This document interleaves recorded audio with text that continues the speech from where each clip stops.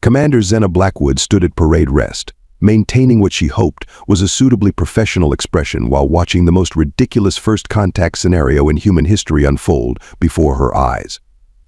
The Kraxon delegation, all 7 feet of their chitinous, iridescent glory, was currently attempting to navigate the simple human concept of a doorway. Perhaps their lead diplomat Asari squeaked in that oddly high-pitched voice that seemed completely at odds with their imposing physique.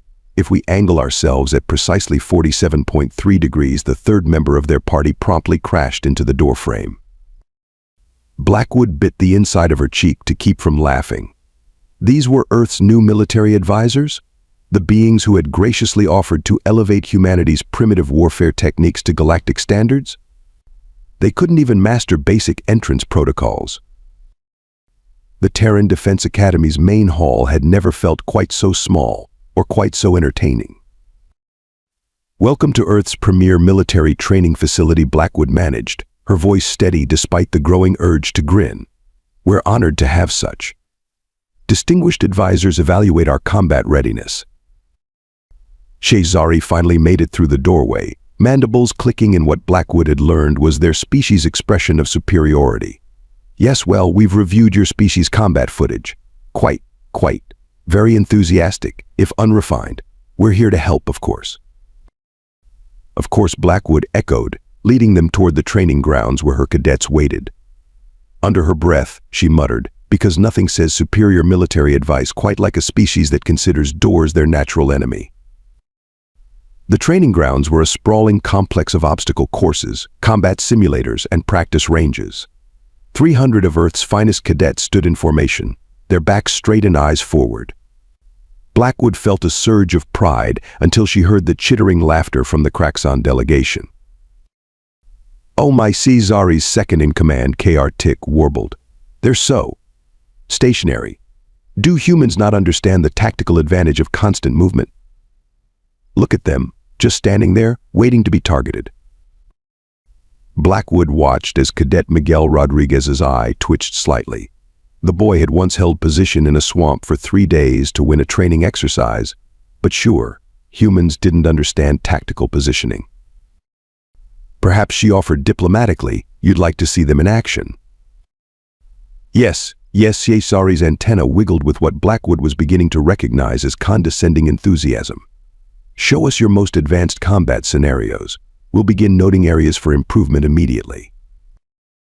Cadet Jade Wong caught Blackwood's subtle hand signal and stepped forward. "Sir, permission to demonstrate close-quarters combat training scenario Delta." "Permission granted, Cadet Wong. Full contact demonstration." The Kraxon delegates chittered again, their translucent wings vibrating with amusement. "Close quarters? How charmingly primitive. In modern warfare, one never needs to." Shazari's commentary was cut short as Wong and her team exploded into action. The demonstration area transformed into a blur of coordinated violence, precise movements, and the kind of ruthless efficiency that had made humans the apex predators of their world long before they developed tools. "Fascinating," Kr Tick mumbled, antenna drooping slightly. "They move quite effectively for beings without exoskeletons." Blackwood allowed herself a small smile. "We make do with what we have. Now, perhaps you'd like to share some of your species' advanced techniques. I'm sure my cadets would love a demonstration." The way the Kraxon delegates suddenly found the ceiling fascinating was almost worth the diplomatic headache this whole advisory program was causing. "Yes, well," Shazari recovered quickly, mandibles clicking rapidly. "We'll need to assess their basic capabilities first. Can't rush into advanced techniques before we understand what we're working with. Very methodical process, very scientific, you understand?" "Oh, I understand perfectly," Blackwood replied, watching as Wong's team completed their demonstration with a series of moves that had even the most jaded of the human instructors nodding in approval. "We're all about learning here at the Academy. In fact, why don't you join us for tomorrow's endurance training? I'm sure beings of your obvious superiority will find our obstacle course quite quaint." The horrified clicking that followed would have been worth a court-martial. Blackwood made a mental note to have the maintenance crew adjust the course's gravity settings. After all, their distinguished guests deserved the full human training experience. God, she loved her job sometimes. The Academy's combat simulator hummed to life as Cadet Maya Chen watched the Craxon military advisors adjust their simplified training scenario for the 5th time. Their mandibles hadn't stopped clicking since she'd introduced them to the concept of fighting in the rain. But why, Tick demanded, antennae twitching in distress, would anyone choose to fight in precipitation?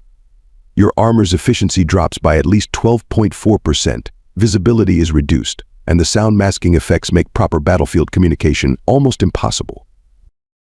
Maya shared a look with Commander Blackwood, who was doing an admirable job of not rolling her eyes.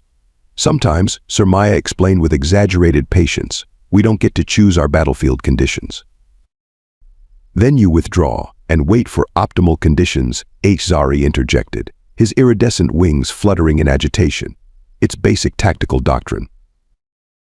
Permission to demonstrate, Commander Maya asked, already knowing Blackwood's answer. Proceed, Cadet Chen. Full tactical response. The simulator's environment shifted, recreating Earth's monsoon conditions. Maya's team moved into position as the holographic enemy forces appeared, all positioned exactly where the Craxon had insisted was tactically optimal. What followed was 3 minutes of what Maya's drill sergeant liked to call creative problem solving. Her team used the rain's sound masking effects to mask their approach, the reduced visibility to conceal their numbers, and the muddy conditions to turn the enemy's superior position into a disadvantage. When the simulation ended, Shizari's mandibles were clicking so fast they sounded like a malfunctioning printer. But that's not how it's done, he protested. You completely ignored standard attack vectors. You used the mud as a weapon. You threw it in their sensors. Mud is free, Maya replied with a shrug. And it works. Commander Blackwood's cough sounded suspiciously like a laugh. The next week didn't improve the Craxon's opinion of human combat tactics. Maya watched with growing amusement as they attempted to comprehend human approaches to warfare, each revelation seemingly more distressing than the last. What do you mean you sometimes fight with projectile weapons? Tick had practically screeched during one session. In an age of energy weapons, that's practically Stone Age technology. Maya had demonstrated the effectiveness of a sniper rifle against energy shield calibrated for plasma weapons. The resulting holes in the target and in the Craxon's assumptions had led to 2 hours of agitated chittering about physics-defined primitives. But it was the hand-to-hand combat training that really broke them. Absolutely not, Zari declared, his entire exoskeleton practically vibrating with indignation. I forbid it. No species at your level of development should be engaging in physical combat. It's barbaric. Maya watched as Cadet Rodriguez demonstrated a perfectly executed judo throw on a training dummy. With respect, sir, what happens when our energy cells run dry? Or when we're in close quarters where energy weapons would breach hull integrity? You Zari's translator actually glitched trying to convey his horror. You planned for your weapons to fail. We planned for everything to fail, Commander Blackwood interjected smoothly. Then we trained to win anyway. The tension between the human instructors and their alien advisors reached new heights during the urban warfare exercises. Maya's innovative solution to clearing a building, which involved using the building's own ventilation system as both transport and weapon, had Tick threatening to report Earth to the Galactic Safety Commission. They're crawling through air ducts, he shrieked to his superior. Deliberately, for tactical advantage. This violates at least 15 safety protocols. 16, actually, Maya corrected helpfully. We also reversed the airflow to clear out defenders' smoke grenades. That's against Regulation 47B of the Standard Combat Protocol. Commander Blackwood didn't even try to hide her grin this time. Cadet Chen holds the Academy record for creative interpretation of battlefield resources. That's not something to be proud of, Zari insisted, but Maya noticed his tactical analysis unit was recording everything despite his protests. The final straw came during the space combat simulations. Maya's suggestion to use garbage ejection protocols as impromptu missile launchers had the entire Craxon delegation threatening to resign their advisory positions. This is not warfare, Tick declared, throwing all 4 arms up in exasperation. This is is effective, Maya suggested. Primitive, unpredictable, completely outside any established tactical doctrine. Commander Blackwood stepped forward, her patience finally wearing thin. With all due respect, advisors, that's rather the point. Our enemies study established tactical doctrine. They prepare for it. They expect it. What they don't expect is a species willing to throw their own garbage as a weapon. Or use rain as cover, Maya added helpfully. Or fight with primitive projectile weapons. Or crawl through air ducts. Or... Enough, HFY's translator crackled with distress. We came here to elevate your species' combat capabilities, not to witness this. Innovative thinking, Blackwood suggested dryly. Madness. Your species treats warfare like some sort of improvisational performance. You ignore established protocols. You actively seek out suboptimal conditions for tactical advantage. You weaponize weather. Maya couldn't help herself. Wait until you see what we do with solar flares. The sound of multiple cracks on consciousness briefly overloading their translators filled the training room. Commander Blackwood shot Maya a look that was equal parts reproach and pride. Perhaps, Blackwood suggested diplomatically, we should break for today. I'm sure our honored advisors need time to process these new tactical concepts. As the Craxon delegation fled, there was really no other word for it. Maya caught fragments of their chittered conversation. Cannot be natural. Must be some sort of mass combat hysteria. Entire species of tactical anarchists. Cadet Chen, Blackwood called, her voice stern but her eyes twinkling.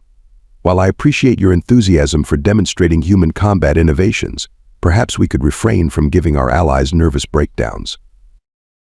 Maya stood at attention, fighting to keep a straight face. Yes, Commander. Should I cancel tomorrow's demonstration of using solar radiation to create false sensor readings? Absolutely not. But maybe wait until after their mandatory safety briefing. We wouldn't want to seem uncivilized. The shared laughter that followed was, Maya decided, probably not going to help the Craxon's opinion of human military discipline. But then again, neither was tomorrow's demonstration of using asteroid fields as impromptu ammunition dumps. Sometimes she really loved being human. The alert came during another tedious lecture on proper energy weapon calibration. Maya's combat neural interface pinged red milliseconds before the Academy's sirens began their wail. Commander Blackwood burst into the room, her usual composed demeanor replaced by controlled urgency. The Nexar have breached the Arcturus defense line, she announced without preamble. New Eden colony is under attack. The Craxon advisors erupted into a chaos of clicking mandibles and fluttering wings. Impossible, Cesare declared. The Nexar a known quantity. They never deviate from established assault patterns. Our analysis indicates. They've developed new tactics, Blackwood cut in, her voice sharp. The colony's outer defenses are already compromised. Maya watched as KR-TIC's tactical display projected the battle data. The Nexar ships moved in patterns she'd never seen before, chaotic, unpredictable, almost human. They're adapting, she muttered. Learning from their observations of us. Silence. Cadet Zari's translator crackled with authority.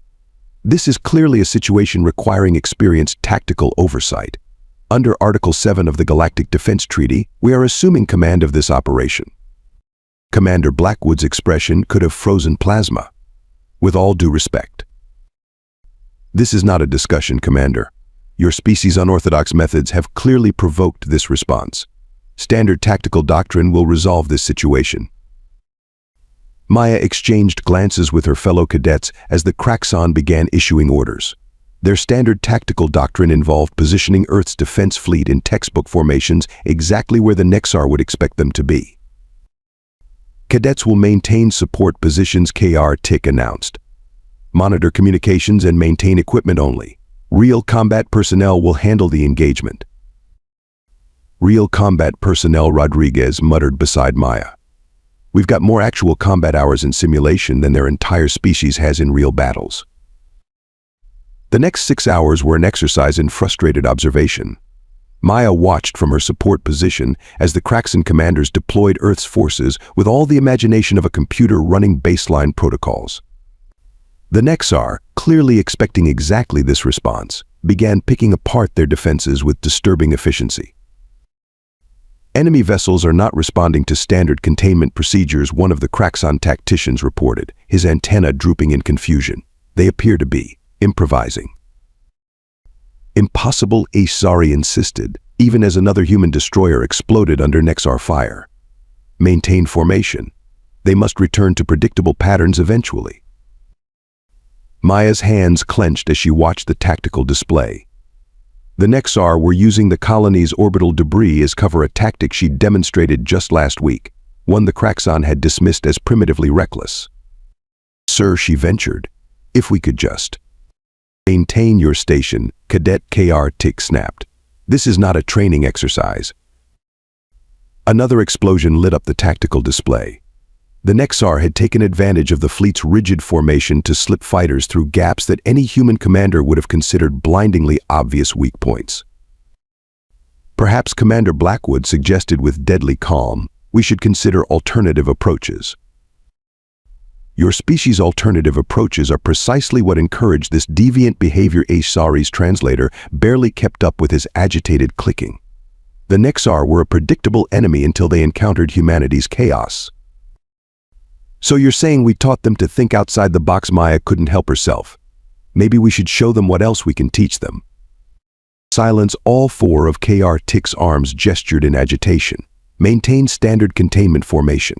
Increase power to forward shields. Deploy countermeasures according to protocol." The Nexar responded by launching what appeared to be their own garbage into the carefully maintained energy shield grid. The resulting electromagnetic interference created holes in the defense screen, almost exactly like the ones Maya had demonstrated in simulation. "They're using our own tactics against us," Rodriguez observed from his support station. "But they're doing it by the book, their book. They've adapted our concepts, but they're still thinking like Nexar." Maya watched as another human ship fell back, its shields compromised by debris that no civilized species would consider a weapon. The Kraxon commanders continued to respond with textbook maneuvers, each one anticipated and countered by the increasingly confident Nexar fleet. "Sir," she tried one more time, "we've trained for this. We know how to counter these tactics because we invented them. If you'd just let us." Enough. HFY's wings vibrated with fury. "Your species will learn proper military discipline from this encounter. Sometimes defeat is necessary for growth." Commander Blackwood's voice cut through the command center like a laser. "Defeat is never necessary. And those are my people dying out there while we follow your outdated protocols." "Your concern is noted," Commander KR Tick replied coldly. "But the treaty is clear. We retain tactical control until the situation is resolved."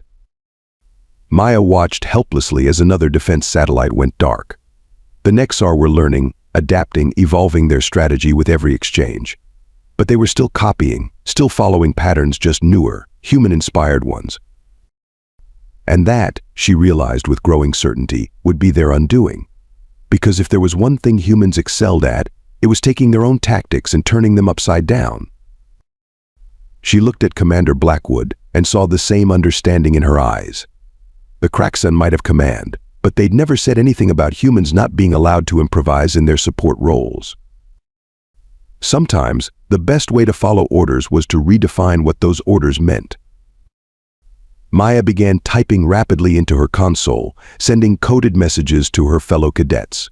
If the Nexar wanted to learn human tactics, it was time they got an education they'd never forget.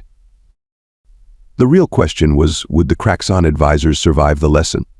Maya's boots squeaked against the polished floor of Maintenance Tunnel B7, officially closed for routine repairs.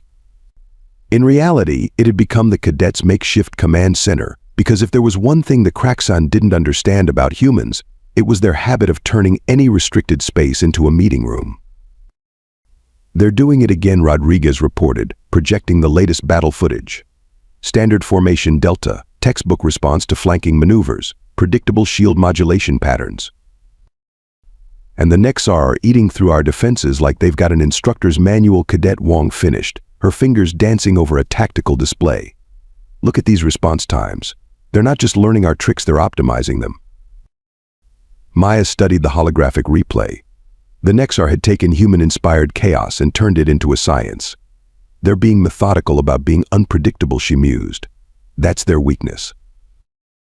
Speaking of methodical, Rodriguez grimaced. The Kraxon just lost us another defense platform. Apparently, proper protocol doesn't include moving your assets when the enemy has clearly locked onto their position. The cadets had been meeting like this for days, analyzing battles, identifying patterns, and developing countermeasures they weren't officially allowed to implement. Commander Blackwood's routine maintenance inspections provided perfect cover for their planning sessions. Update from the commander, Wong announced, checking her secured comm. The Kraxon are requesting additional advisors. Apparently, our primitive emotional responses are interfering with proper tactical execution. Maya snorted. Yes, because showing concern when our people die is clearly the problem here. They've lost 6 ships and 3 platforms, Rodriguez counted off, all following optimal engagement protocols. At this rate, the Nexar won't need to adapt further, they'll just keep running the same plays against an opponent that refuses to change strategy. The door hissed open, admitting Commander Blackwood herself. The cadets snapped to attention, but she waved them down with a tired gesture. At ease. The Kraxon are busy drafting their 7th revised tactical doctrine. Apparently, they're convinced that if they just find the right combination of standard responses, the universe will start making sense again. Maya recognized the commander's tone. It was the same one she used when watching cadets figure out a particularly obvious mistake in training. You're letting them fail. I'm letting them demonstrate the flaws in their own system, Blackwood corrected. Every failed operation, every lost ship, every compromised position, it's all documented, all following proper protocols, all perfectly by the book. And when the book gets us all killed, Wong asked quietly. Blackwood's smile had an edge sharper than a combat blade. That's why we're here. Show me what you've got. The cadets launched into their analysis. Maya led with the pattern recognition she'd developed the way the Nexar had systematized human tactical innovations. Rodriguez followed with defense algorithms he'd designed specifically to counter their methodical chaos. Wong presented a series of battlefield scenarios she'd run in private simulations, each one showing how proper Kraxon doctrine would fail against the evolved Nexar strategies. They're trying to out-human us, Maya concluded, but they're doing it like aliens. Both the Nexar and the Kraxon, they think they can quantify chaos, categorize improvisation. They're trying to turn warfare into a math problem. And that's their mistake, Blackwood nodded. Because humans don't solve combat equations. We break them. The commander pulled up her own tactical display, showing the positions of Earth's remaining defense assets. The Kraxon have filed 17 complaints about our equipment malfunctions and calibration errors. Apparently, our weapons keep defaulting to manual control instead of accepting automated tactical protocols. Maya's grin matched her commander's. How unfortunate. I'm sure our maintenance crews are working diligently to correct these technical issues.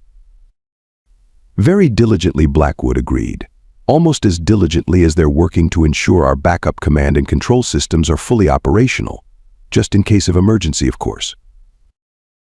Of course, Rodriguez echoed, already calculating firing solutions that definitely weren't in any Galactic Defense Treaty manual.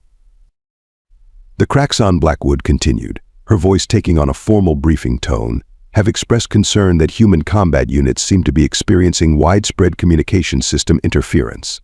They've recommended replacing our primitive equipment with their standardized arrays. Wong's fingers flew over her console. How strange that the interference only affects official channels, but not our old emergency frequencies. Indeed, Blackwood surveyed her cadets with obvious pride.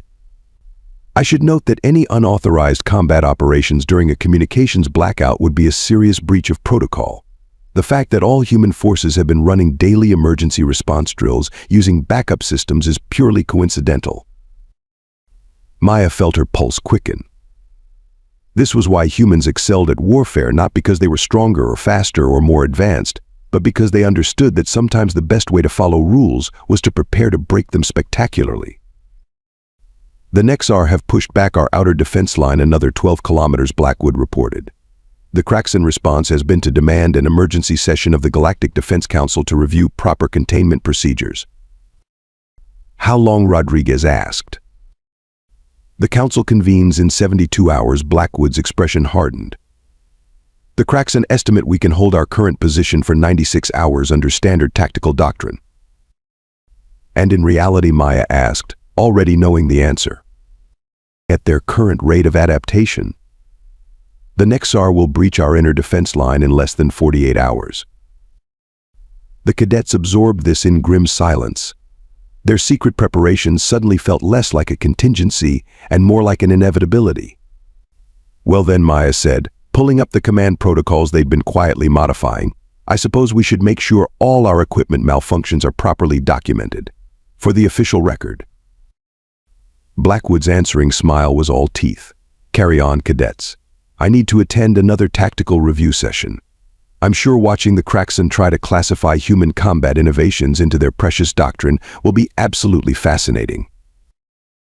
As their commander left, Maya looked at her fellow cadets, all of them trained, ready, and absolutely done with following alien rules of warfare.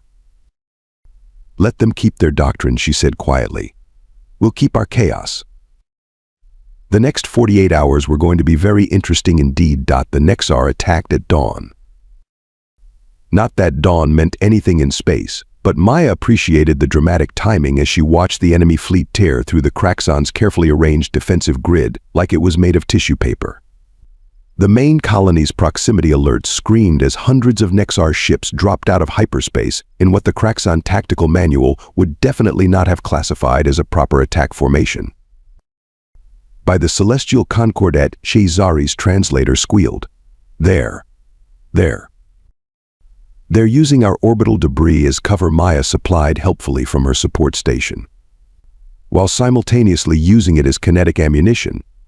And they've positioned their ships in a spiral attack pattern that technically qualifies as 17 different violations of standard combat doctrine.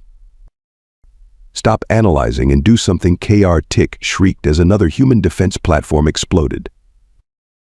But Sir, Maya replied with innocent professionalism, we're only authorized for support roles, as per your direct orders. The Kraxan command center erupted into chaos as multiple sensor arrays went dark simultaneously. The Nexar had apparently learned that the best way to confuse standardized defense systems was to be so wildly unpredictable that they crashed from logical overload. Maintain formation, Shazari ordered the remaining fleet. Respond according to Protocol 7 Alpha. A massive explosion cut him off as the Nexar demonstrated their newest trick, using the colony's own communication relays to bounce energy weapons at impossible angles. They can't do that. Kr Tick's antenna were practically tied in knots. It violates at least 36 regulations about proper weapon trajectories. Someone should probably tell them that, Rodriguez commented dryly from his station. Maya noticed him quietly transferring power to the backup command systems they'd prepared. The main communications array chose that moment to explode spectacularly, plunging the command center into emergency lighting. The Kraxan's tactical displays flickered and died as their standardized systems failed to cope with the loss of primary power. This is impossible. Shazari's wings vibrated so fast they hummed. All ships maintain standard emergency protocols. Regroup according to Section 12 of the VE. Static filled the command channel. Maya watched as the Nexar systematically jammed every frequency the Kraxan tried to use, except, of course, for the primitive backup channels no self-respecting advanced species would ever rely on. We've lost contact with the fleet. Kr Tick's translator was starting to smoke from his agitation. All systems are compromised. This cannot be happening. Actually, Commander Blackwood's voice cut through the chaos like a plasma torch. This is exactly what happens when you try to fight chaos with rigid doctrine. She turned to Maya. Cadet Chen, since our distinguished advisors appear to be experiencing technical difficulties, perhaps you'd care to demonstrate some proper human combat protocols. Maya's grin would have made a shark proud. Gladly, Commander. She keyed her emergency comm, broadcasting on the frequencies they'd prepared. All human forces, this is Cadet Chen. The Kraxan command system is temporarily offline. Implementing emergency protocol. Screw it.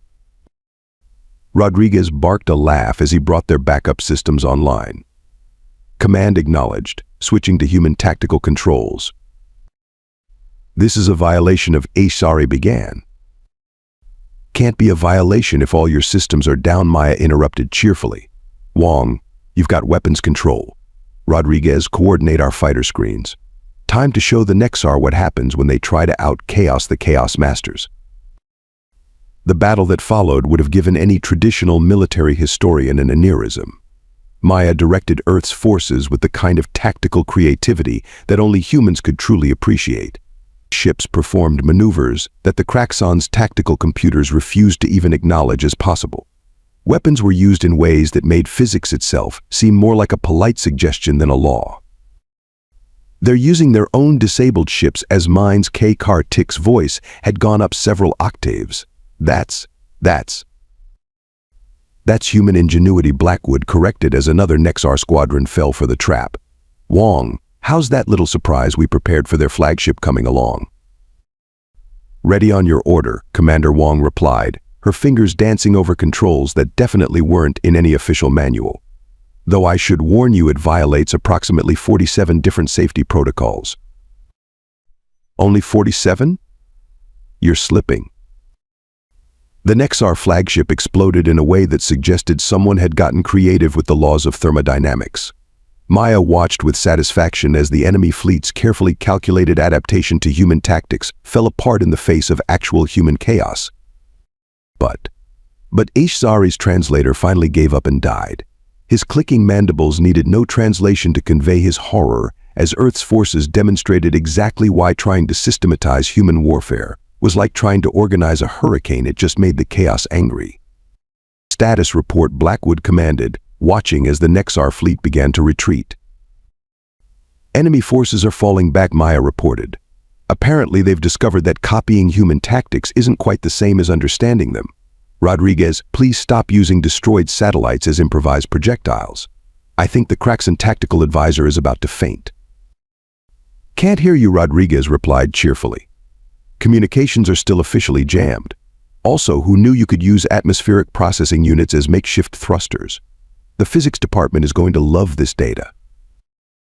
The battle ended not with a bang. There had been plenty of those already, but with the sight of the mighty Nexar armada running away from what they'd probably report as a violation of several universal constants. Maya turned to the shell-shocked Kraxon advisors. So she asked brightly, would you like us to document how many regulations we just broke? Or should we just file this under miscellaneous tactical innovations? KR-Tick's only response was a small, broken clicking sound. Sometimes, Maya reflected, the best way to win a war was to make everyone else question their understanding of reality. And humans, as it turned out, were really, really good at that. 3 days after what was already being called the Battle of Broken Protocols. Maya stood at attention in the Academy's main hall, trying not to smile as Ishzari attempted to deliver his final report to the Galactic Defense Council. In conclusion, the Kraxon advisor's translator struggled to convey his mix of resignation and bewilderment. Humanity's approach to warfare is technically proficient, despite being completely insane.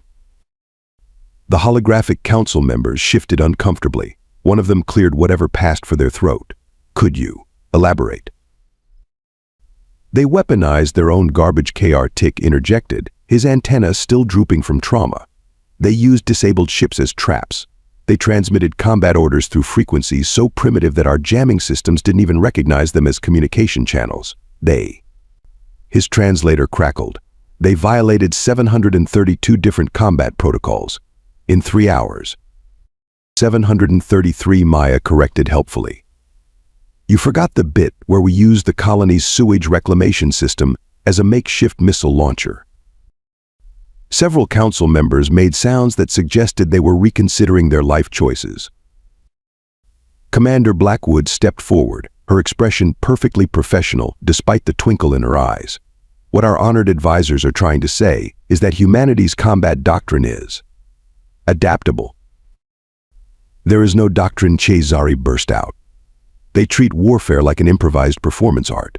They don't just think outside the box, they deny the existence of the box, then use it as ammunition.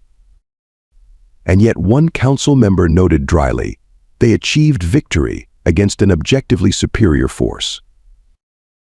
A force, Blackwood added, that made the mistake of trying to systematize human tactics. The Nexar learned our moves but not our mindset. They tried to turn chaos into order and got caught between the two. Maya finished. Turns out, trying to make human warfare logical is a great way to lose a battle. The council chambers fell silent as the implications sank in. Humanity wasn't just another species to be guided toward galactic standard protocols. They were something else entirely, warriors who treated combat manuals as suggestion boxes and physics as a friendly challenge. We will adjust our advisory approach, the council leader finally declared. Perhaps it would be more beneficial for us to learn from humanity's unique perspectives. Zari's wings drooped. Does this mean we have to document their tactics? Oh no, Maya assured him with a grin that made his exoskeleton rattle. Documentation would imply we're going to do the same thing twice. Where's the fun in that? As the council session ended and the Kraxon advisors fled, probably to update several thousand years of tactical doctrine, Commander Blackwood turned to her cadets. Well done, all of you. Though perhaps we should wait a while before showing them our actual combat innovations. Maya thought about the training scenarios they had planned for next week and smiled. Sometimes the best victory wasn't just proving aliens wrong about human capabilities, it was making them realize they hadn't even scratched the surface of what humanity could do. After all, they hadn't even shown them the space shanties yet.